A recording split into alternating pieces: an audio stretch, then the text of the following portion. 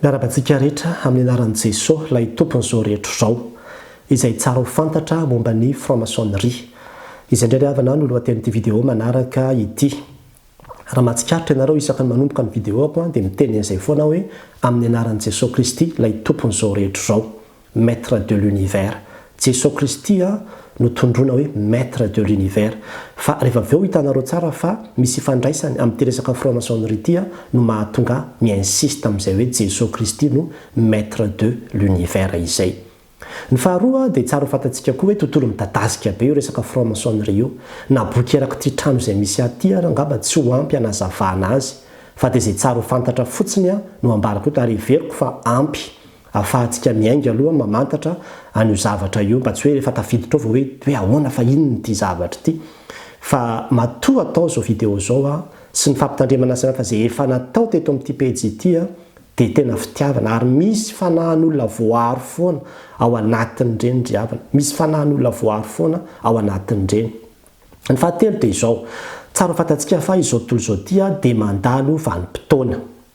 Ka nisy ny vanim-potoana izay ho an'ny vatana. Izany hoe izay olona matanjaka ara-batana zany no mitondra. Dia na tamin'ny andron'ny testamenta taloha hitantsika tsara fa ny mpitsara zao dia izay olona matanjaka, ry Gideon, ry Samson, na ry Goliath, ry Davida, izay olona matanjaka ara-batana no mitondra. Dia izany zao nahatonga an'ireny dessin animé taloha be ireny hoe Hercule sy ny toy izany. Fa rehefa taty aoriana dia niova ny vanim-potoana, lasa hoe izay mana-tsaina indray. Niala zany io vanim-potoana ny vatana io fa lasa ny saina indray. Dia tao anatin'izany zao nandalo ireny hoe siècle de lumière ireny. Izay olona mana-tsaina indray zany no mitondra sy manam-pahefana ireny indray zany ny tafiakatra amin'ny toerana ambony. Fa efa dila koa io vanim-potoana io, fa efa miditra indray zany izao tsika amin'ny vanim-potoana ny fanahy. Dia tsy maintsy miankina amina fanahy indray zany ny olona izay indray vao afaka ny ho lasa mpitarika na mpifeha na mpitondra. Dia izany mahatonga na ny dessin animé izay jerevantsika dia misy resaka pouvoir daholo dia izay olona tena manana ilay pouvoir zany no ambara hoe mahavita zavatra sy afaka mitondra ny zavatra rehetrarehetra. Ao anatin'izay zany zao tsika amin'izao fotoana izao ka mahatonga an'izy hoe mirongatra be ihany koa. Inona moa zany no zavatra azo amaritana azy io aloha raha amin'ny fomba tsotra indrindra. Ny franc-maçonnerie dia tsy inona fa fikambanana miafina izay vondronan'ireo olona ambara hoe élite, olona manam-pahaizana, olona ambony, olona tena hoe influent eo anivon'ny fiarahamonina.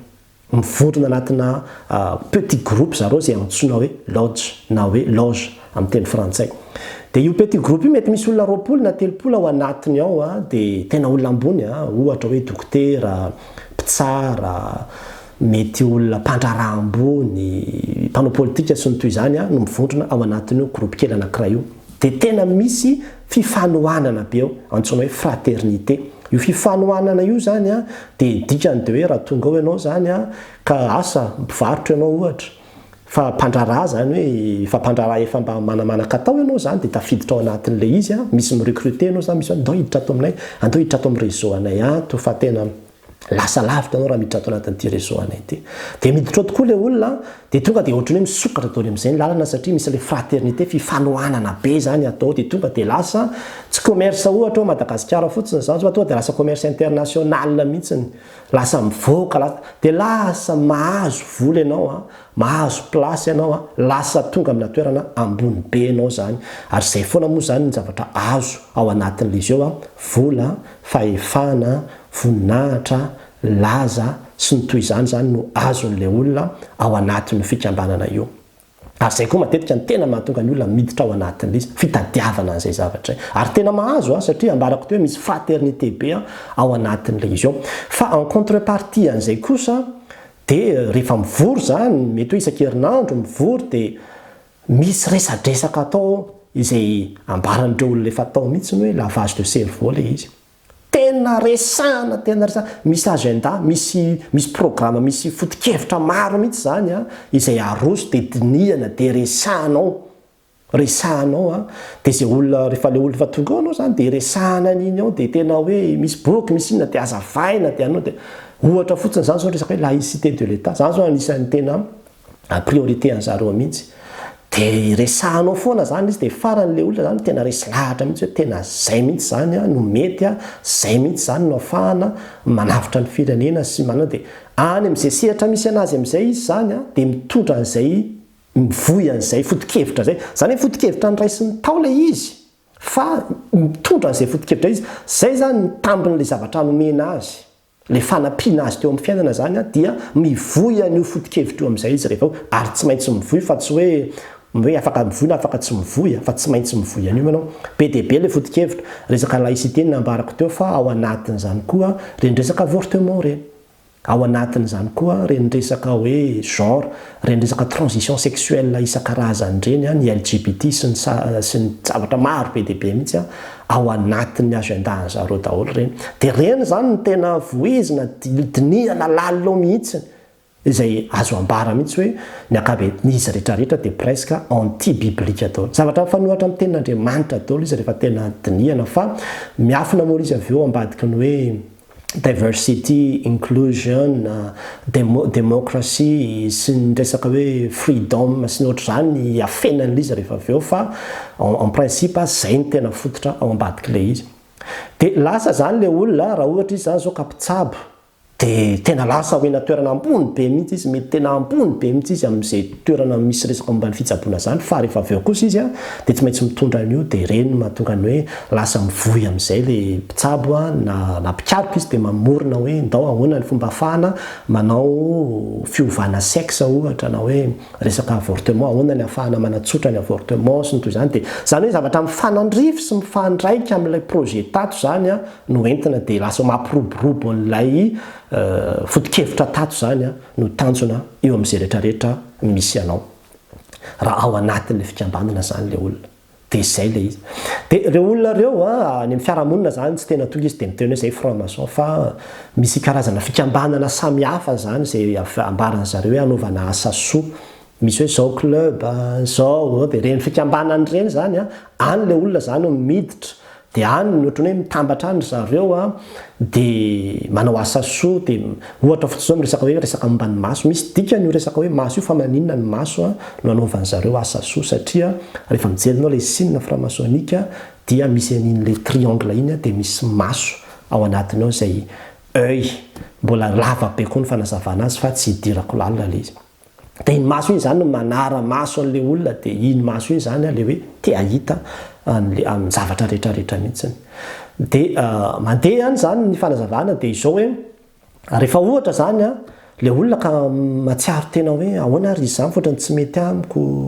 ohatrany te hiala nefa efa nahazo zavatra be dia be tao a dia sarotra be amin'izay ny ialanao satria mety miatra mandaina le izy raha vao miala ao le olona ary tena tonga dia fafambaraka tonga dia misy chute ngeza be mihitsy ohatra na tsy fantatra ohatran'izany a mitranga raha ohatra lolona zany ka mitady hiala ao anatin'izy io mety tonga dia famonjana fahafatesana fampitehana sy ny toy izany a dia izay no mahatonga lolona matahotra satria lasa efa ohatrany hoe misy contrat mihitsiny a izay tena hoe mahasarotra be zany redevable ianao amin'io fikambanana io tsy maintsy mivoy ianao an'io projet sy politika samihafa ao anatiny eo zany dia ianao afaka miditra any anatin'ny fiangonana afaka miasa amin'ny fiangonana sy ny toy izany ianao fa any fotsiny ianao dia tsy maintsy mivoy an'io foana ianao any amin'izay tontolo misy ianao hoe na any amin'ny fanabeazana dia any ianao mivoy an'io hoe antao mba ampidirina ato anatin'ny fanabeazana amin'izay ny resaka genre raha resaka ohatra ndraika resaka mpihira ianao dia miditra ao dia ny hira ataonao fitafy ataonao zany rehetrarehetra zany lasa mivéhicule an'io marika io fotsiny ianao reo marika samihafa reo zany reo idéologie reo dia izay zany no entin'le olona dia zany mahatonga le mpihira malaza be reny jerevy daholo fa ny zavatra nyresahako teo mivoy an'ireo daholo le izy amin'ny ankapobeny zany reny mpihira malaza ohatra hoe amerikanina reny moa zany tena hitantsika azy ohatra dia inona mahatokana amin'ny resaka le maître de l'univers rehefa tonga ao anatin'le olona amin'ny voalohany aloha mety tsy mahalala n'izany rehetrarehetra tsy mety hoe tsy tonga saina hoe zavatra ratsy le izy fa ohatrany hoe ina moa maharatsy an'izy ity fa sady manao asa soa na hitako soa fa za fotsiny mba ohatrany hoe miresaka an'ity zavatra ity ahoana ny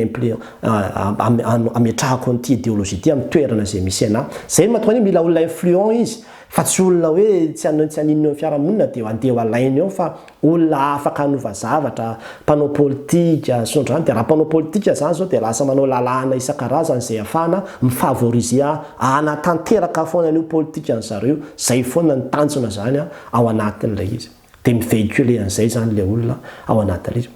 fa rehefa avy eo misy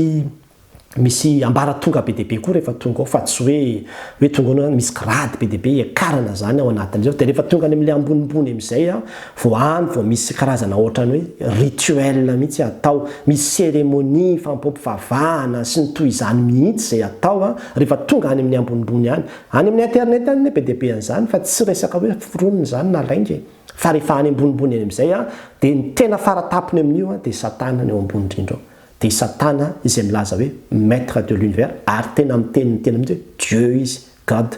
Dia indraindray zany raha misy olona miteny hoe God bless you aza tonga dia mieritreritra foana hoe le Andriamanitra ao anatin'ny eritreritra ao no teneny ao anatin'izany fa hoe we thank God ozy izy mety le God ny zareo io le Andriamanitra zay tompony zareo io fa tsy tena le Andriamanitra zay eritreretinao fa izy ao an-tsainy ao ny malala izy le God izay teneny ao anatin'le izy fa tsy tonga avy maheno hoe God dia tonga dia ohatrany dia faly fotsiny tsika hoe Andriamanitra minon'Andriamanitra zany ity olona ity. Dia zay any ambony any rehefa tena ny faratapony amin'io dia Lucifer satana no tena ao ambony indrindra.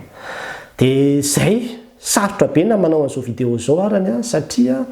araka ny fanambarako tamintsika hoe olona influent be daholo reo olona reo ary olona manana tanana lava be daholo fa dia apetraka amin'ny tompo moa fa ny tompony miaro ary efa nambaran'Andriamanitra zany any amin'ny teny manao hoe aza matahotra ozy izy fa efa nanavitra anao ary aza matahotra fa lehibe izy ao anatinao mihoatra noho izay rehetra ao amin'izao tontolo izao. Dia izay fahasahiana izay noho ny amin'izay tenin'Andriamanitra izay nanaovana an'izao vidéo izao. Dia ny tena antony mahatokana manao an'izy dia izao hoe itsika kristianina dia tandremo sao sy dokany hoe azo an'izao na tia azo an'izao dia lasa mandehandeha amin'izany fa aleo ihany aloha mahantra eo. Aleo ihany tsotsotra eo fa aza mivarotra ny fanahinao amin'iza zany mihitsy. Fa satria ao ambadika ilay izy tsinona dia izay ianao ve efa manolo tena zany hivéhiculer an'ireo projet sy zavatra samihafa reo tsy efa midika ve zany manolotra ny fianahanao an'io zavatra io mihitsy ianao zany amin'izay fotoana izay ary na mahalala azy ianao hoe tsy sitrapon'Andriamanitra nga ianao afaka mihodina intsony. Dia ahoana ny atao raha efa tafiditra ao ilay olona raha efa tafiditra ao ilay olona dia tena tsy maintsy ao amin'i Jesosy Kristy irery ihany no ahafahana miala ao anatin'ilay izy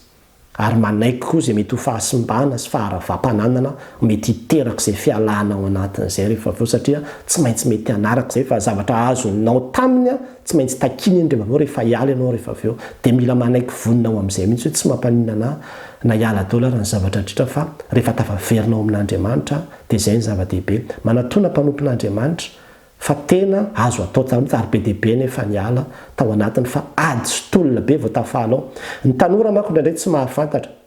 Misy tanora zany zao ohatra manao commerce izy dia mamezaka kely izy mba manondranondrana kely zavatra hoe maka vanille any Madagasikara dia mitondra an'ilay izy dia tafaresaka tamina tanora anankiray mihitsy dia izy hoe tandremo fa ianao io zao amin'ny zavatra izay ataonao io tena mety isanao recrutement ianao dia misy temana hoe andao miditra anatin'ity fikambanana ity efa nisy nanao mihitsy aho izy paster dia hitanao zany ataony ianao ny tanjona zao dia anao mitraty amin'izay aloha rehefa tafidratanyity réseau ty ianao dia tonga dia amenay marché be deaibe ianao dia tonga dia marché international tafiditra amin'zatra tonga ianao dia lasa lavitra be mihitsy fa en contrepartie an'izay tafiditra ao ianao dia ny ambarako teo ihany hoe tsy maintsy ianao miaramila mitondra an'ireo zavatra rehetrarehetra ireo eny amin'izao tontolo izao manaparitaka an'ireo idéologie ireo eny amin'izao tontolo izao dia fidio tsara miaramila an'izy ianao miaramila an'i Jesosy Kristy sa miaramila an'i Satana. An'Andriamanitra ny voninahitra. Amen.